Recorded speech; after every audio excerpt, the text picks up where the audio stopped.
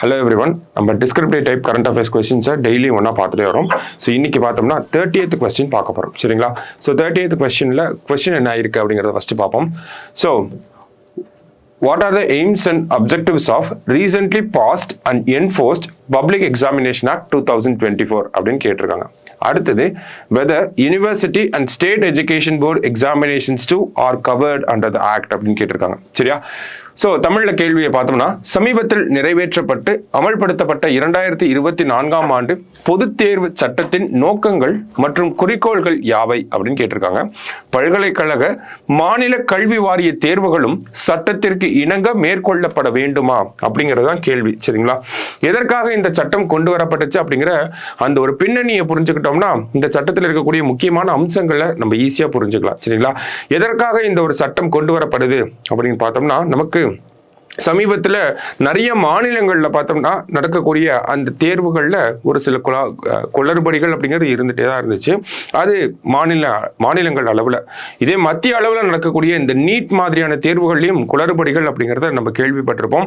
இந்த வருஷம் நடந்த நீட் தேர்வில் அவ்வளவு குளறுபடிகள், அவ்வளவு எண்ணிக்கையில் முதலிடத்திலேயே நிறைய பேர் இருந்தாங்க.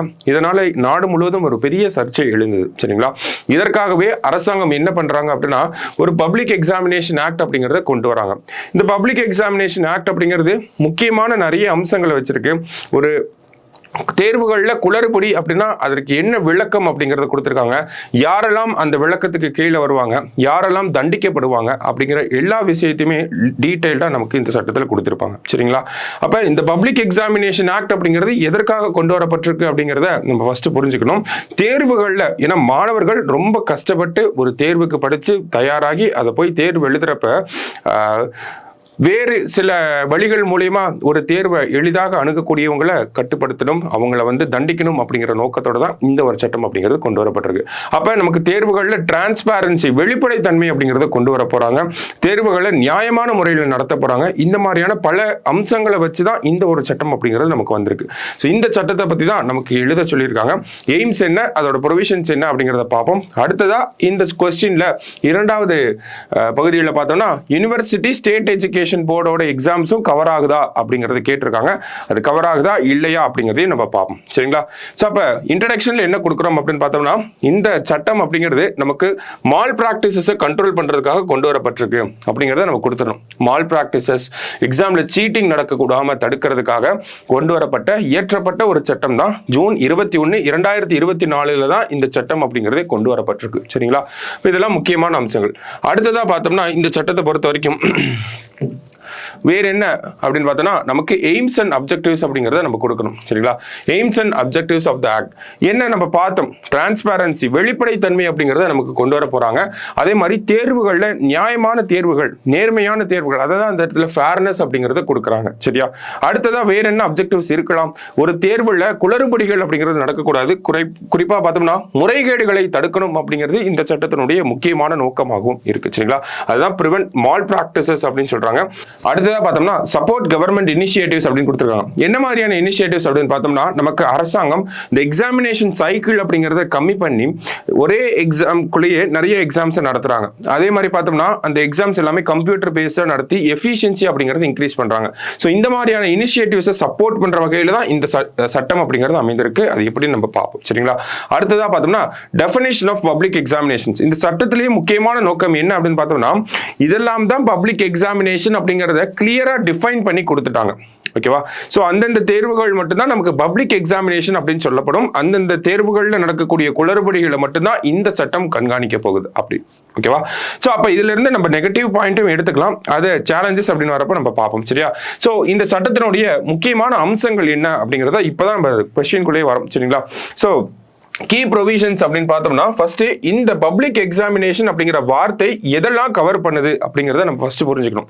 பப்ளிக் எக்ஸாமினேஷன் அப்படின்னு பார்த்தோம்னா முக்கியமா சொல்லப்பட்ட அந்த அத்தாரிட்டிஸ் நடத்தக்கூடிய எக்ஸாம்ஸா இருக்கக்கூடிய UPSC, SSC exam, RRB exam, IBPS, அடுத்தது நேஷனல் டெஸ்டிங் ஏஜென்சி, இவங்கெல்லாம் நடத்தக்கூடிய இந்த தேர்வுகளை தான் என்ன சொல்லியிருக்காங்க நமக்கு பப்ளிக் எக்ஸாமினேஷன் சொல்லி இந்தந்த தேர்வுகள் மட்டும்தான் நமக்கு பப்ளிக் எக்ஸாமினேஷன் ஆக்டுக்கு கீழே கவர் ஆகுது. சரிங்களா?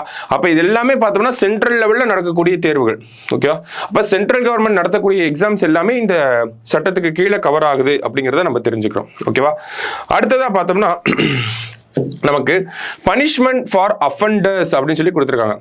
ஸோ குற்றவாளிகளுக்கு தண்டனை அப்படிங்கிறது நமக்கு சொல்லப்பட்டிருக்கு இந்த சட்டத்தில். என்ன மாதிரியான தண்டனை அப்படின்னு பார்த்தோம்னா 3 to 5 வருஷம் வரைக்கும், அதே மாதிரி அப் டு 10 years வரைக்கும் கூட இன்க்ரீஸ் ஆகலாம். அதே மாதிரி ஃபைன் அப்படிங்கிறது பார்த்தோம்னா அப் டு 10 lakh வரைக்கும் ஃபைன் போட முடியும் இந்த சட்டத்துக்கு கீழே. ஓகேங்களா? 10 லட்சம் ரூபாய் வரைக்கும் போட முடியும். 10 வருஷம் வரைக்கும் கூட தண்டனை அப்படிங்கிறது நீளலாம். சரிங்களா? வேற என்ன கொடுத்துருக்காங்க அப்படின்னா என்ன மாதிரியான குற்றங்களுக்காக இந்த தண்டனை அப்படிங்கிறது வழங்கப்படுது அப்படிங்கிறத சொல்லியிருக்காங்க. என்ன மாதிரியான குற்றங்கள் அப்படின்னு பார்த்தோம்னா அன்ஃபேர் பிராக்டிசஸ் அப்படின்னு சொல்லி கொடுத்துருக்காங்க. என்ன அன்ஃபேர் பிராக்டிசஸ் அப்படின்னு பார்த்தோம்னா கிட்டத்தட்ட ஒரு 20 அன்ஃபேர் பிராக்டிசஸ் நமக்கு கொடுத்துருக்காங்க. எக்ஸாம்பிளுக்கு நான் 2-3 சொல்றேன். ஓகேவா? என்ன மாதிரியான அன்ஃபேர் பிராக்டிசஸ்லாம் இந்த சட்டத்தில் கவர் ஆகி வருது அப்படின்னு பார்த்தோம்னா ஃபர்ஸ்ட் ஒரு ஆன்சர், அந்த கொஸ்டின் பேப்பரை லீக் அவுட் பண்றது, ஒரு கொஸ்டின் பேப்பரை அன்ஆத்தரைஸ்டு பர்சன் போய் ஆக்சஸ் பண்றது, ஒரு ஆன்சர் கீயை ரிலீஸ் பண்றது, எக்ஸாம் நடக்கிறதுக்கு முன்னாடியே ஆன்சர் கீயை ரிலீஸ் பண்றது, கொஸ்டின் பேப்பர்ல ஏதாவது டேம்பரிங் பண்றது.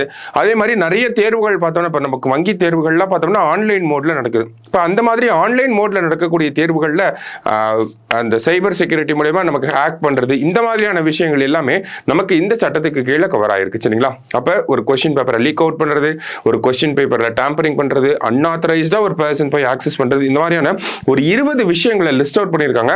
அதுதான் இந்த சட்டத்துல அன்ஃபேர் பிராக்டிசஸ் அப்படின்னு சொல்லி கொடுத்திருக்காங்க. இந்த அன்ஃபேர் பிராக்டிசஸ்ல யாரெல்லாம் ஈடுபடுறாங்களோ அவங்களுக்கு தான் 10 லட்சம் ரூபாய் வரைக்கும் அந்த ஃபைன் அப்படிங்கிறது வரப்போகுது. அதே மாதிரி அப் டு 10 years வரைக்கும் கூட அந்த இம்ப்ரிசன்மெண்ட் அப்படிங்கிறது இருக்கலாம் அப்படிங்கிறத சொல்லியிருக்காங்க. சரியா? இந்த சட்டத்திலே சொல்லப்பட்ட விஷயங்கள். அடுத்தது இன்வெஸ்டிகேஷன் புரோட்டோகால்ஸ் அப்படின்னு சொல்லி கொடுத்திருக்காங்க. இன்வெஸ்டிகேஷன் யார் தான் இன்வெஸ்டிகேட் பண்ணுவாங்கன்னா இந்த மாதிரியான குற்றங்கள் நடந்துருச்சு அப்படின்னா இதை இன்வெஸ்டிகேட் பண்றதுக்குன்னு ஒரு ஸ்பெசிஃபைடு ரேங்கை வந்து சொல்லியிருக்காங்க. என்ன லெவல்ல இருக்கக்கூடிய ஆஃபீஸர்ஸ் அப்படின்னு பார்த்தோம்னா டிஎஸ்பி லெவல்ல இருக்கக்கூடிய ஆபீசர்ஸ் தான் இந்த மாதிரியான தேர்வுகள்ல ஏதாவது குளறுபடிகள் நடந்துச்சு அப்படின்னா அதை விசாரிக்கக்கூடிய அதிகாரிகளாக நமக்கு இருப்பாங்க. சரியா? அடுத்தது நேஷனல் டெக்னிக்கல் கமிட்டி. இந்த நேஷனல் டெக்னிக்கல் கமிட்டி அப்படிங்கிறது இந்த சட்டத்திலேயே சொல்லப்பட்ட ஒரு விஷயம் தான். இந்த டெக்னிக்கல் கமிட்டி என்ன பண்ண போறாங்க அப்படின்னா நமக்கு நிறைய தேர்வுகள் பார்த்தோம் நமக்கு ஆன்லைன் பேசிஸ்ல நடக்குது. இப்போ டிஎன்பிஎஸ்சியே பார்த்தோம்னா நமக்கு ஆன்லைன் பேசிஸ்ல கொண்டு வந்துட்டாங்க. ஸோ இந்த மாதிரி ஆன்லைன் பேசிஸ்ல நடக்கக்கூடிய எக்ஸாமுக்கு அந்த ஐடி செக்யூரிட்டி அப்படிங்கிறத கொண்டு வரதுக்காக ஒரு நேஷனல் டெக்னிக்கல் கமிட்டி, அதனால தான் உங்களை டெக்னிக்கல் கமிட்டி அப்படின்னு நம்ம சொல்றோம். ஓகேங்களா? செக்யூரிட்டி, அந்த சாஃப்ட்வேர் செக்யூரிட்டி வந்து என்ஹான்ஸ் பண்றதுக்காக கொண்டு வந்திருக்காங்க. இந்த சட்டத்தினுடைய முக்கியமான 5 அம்சங்கள்னா இது மட்டும்தான். சரிங்களா? என்னென்ன சொல்லியிருக்காங்க, நமக்கு எந்தெந்த எக்ஸாம்க்குலாம் அப்ளை ஆகும் அப்படிங்கிறத சொல்லியிருக்காங்க. சென்ட்ரல் லெவலில் நடக்கக்கூடிய UPSC, SSC exams, RRB, IBPS and then national testing agency நடத்தக்கூடிய இந்த மாதிரியான தேர்வுகள். அப்புறம் என்ன பனிஷ்மெண்ட், யாருக்கெல்லாம் அந்த பனிஷ்மெண்ட், அடுத்தது யார் அந்த கேஸை இன்வெஸ்டிகேட் பண்ணுவாங்க, கடைசியா ஒரு நேஷனல் லெவலில் டெக்னிக்கல் கமிட்டி அப்படிங்கிறத போட்டிருக்காங்க. ஸோ இது ஒரு பார்ட் ஆஃப் த கொஸ்டின். அடுத்தது என்ன கேட்டிருக்காங்க, யூனிவர்சிட்டி ஸ்டேட் எஜுகேஷன் போர்டோட எக்ஸாம்ஸ்லாம் கவர் ஆகுதா அப்படின்னு பார்த்தோம்னா இந்நேரத்துக்கு உங்களுக்கு அந்த பதில் அப்படிங்கிறது கிடைச்சிருக்கும். ஏன்னா நமக்கு அப்ளிகபிலிட்டி அப்படிங்கிறத பார்த்துருந்தோம், யாருக்கெல்லாம் இந்த எக்ஸாம்ஸ் அப்ளை ஆகும் அப்படிங்கிறத பார்த்துருந்தோம்.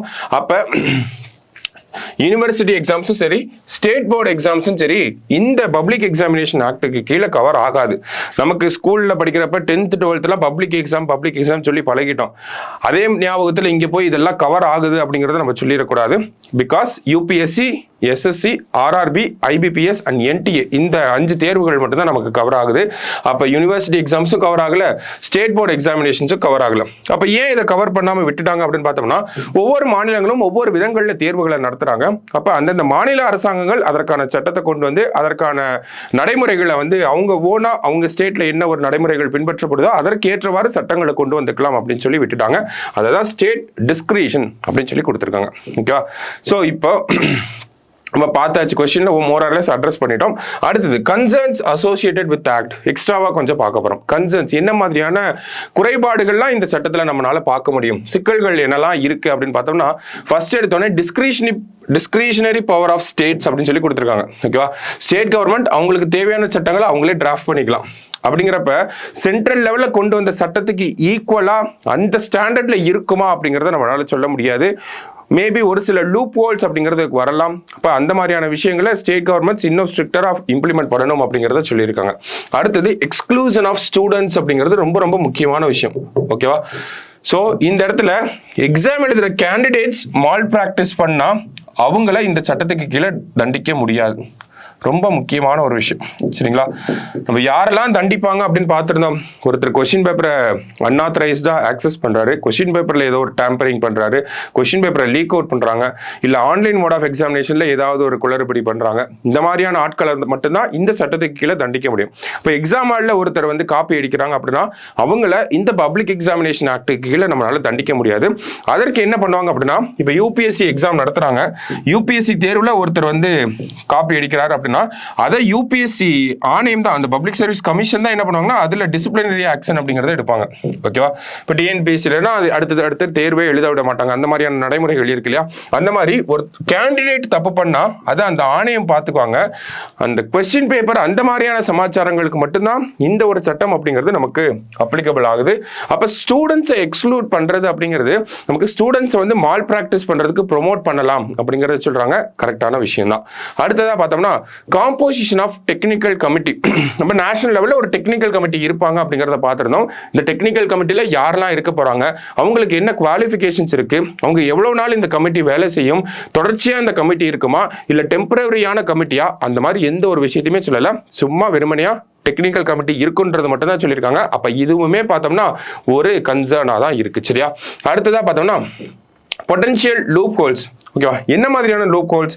நமக்கு ஆள் மாறாட்டம் அப்படிங்கிறது தேர்வுகளில் ரொம்பவே நடக்கக்கூடிய ஒரு விஷயம் தான். தமிழகத்திலே பார்த்தோம்னா குறிப்பாக இந்த நீட் தேர்வுகளில் ஆள் மாறாட்டம் பண்ணி எழுதக்கூடிய ஆட்கள் நிறைய பேர் இருக்காங்க. அது நிறைய பேர் நிறைய இடத்துல செய்திகளில் வெளியாயிருக்கு, நிறைய இடத்துல செய்திகளில் வெளிவராமல் இருக்கு. சரியா? சில இடத்துல கண்டுபிடிச்சிடறாங்க, சில இடத்துல கண்டுபிடிக்க முடியாமல் இருக்கு. அப்போ அந்த மாதிரியான விஷயத்தை அட்ரஸ் பண்ணாமல் இருக்கு இந்த ஒரு சட்டம். அதை தான் அந்த லூப் ஹோல்ஸ் அப்படிங்கிற விஷயத்தில் நமக்கு சொல்லியிருக்காங்க. சரியா? அப்போ இந்த கேள்வியை பொறுத்த வரைக்கும் பார்த்தோம்னா நமக்கு இந்த கேள்வியில் பப்ளிக் எக்ஸாமினேஷன் ஆக்ட்னா என்ன, எதற்காக கொண்டு வரப்பட்டுச்சு, அந்த சட்டத்தினுடைய தேவைகள் என்ன, அடுத்தது அந்த சட்டத்தில் என்ன மாதிரியான எய்ம்ஸ் அண்ட் அப்ஜெக்டிவ்ஸ்லாம் இருக்கு, அடுத்தது அந்த சட்டத்தில் இருக்கக்கூடிய முக்கியமான அம்சங்கள் என்ன மாதிரியான சிக்கல்கள்லாம் இந்த சட்டத்தில் இருக்கு, யாரெல்லாம் இந்த சட்டத்தில் கவர் ஆகிறாங்க அப்படிங்கிறதெல்லாம் நம்ம பார்த்துருக்கோம். சரியா? ஸோ ஒன்ஸ் இந்த நோட்ஸை எடுத்து படிச்சு பாருங்க, உங்களுக்கே ஈஸியாக புரிஞ்சிடும். சரியா? இதே மாதிரி அடுத்த கொஸ்டின்ல மீட் பண்ணலாம். தேங்க்யூ.